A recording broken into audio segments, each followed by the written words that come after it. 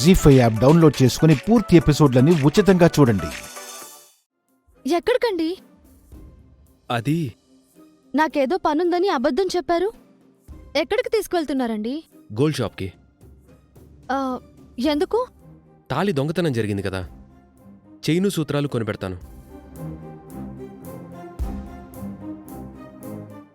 ఏం ఆలోచిస్తున్నావు? మీరు కట్టిన తాళి ఉంటే పెళ్లి నాటి జ్ఞాపకాలకు ప్రతిరూపంగా ఉంటుంది.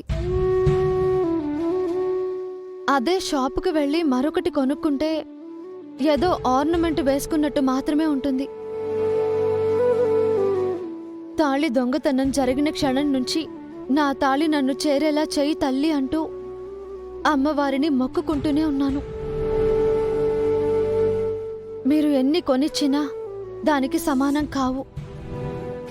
నాకు సంతోషంగా ఉండదు. దొంగ చేతికి చిక్కింది తిరిగి దొరుకుతుంది అని ఆశపడటం ఎంతవరకు కరెక్టో ఆలోచించు. అది దొరక్కపోతే మెడలో తాళి లేకుండా ఉండగలవా?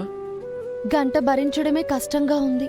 అలాంటప్పుడు మనకి మరో దారి లేదు. వెళ్దాం పద.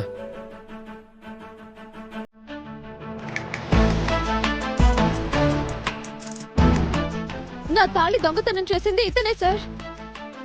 ఇదిగోనమ్మా నీ తాళి.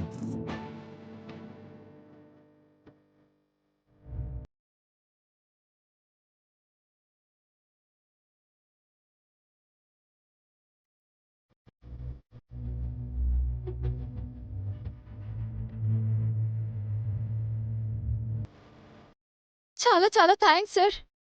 ఇట్స్ ఓకే అమ్మా, ఇట్స్ మై డ్యూటీ. కానిస్టేబుల్స్, తొందరగా వెళ్ళి వెహికల్ ఎక్కించండి.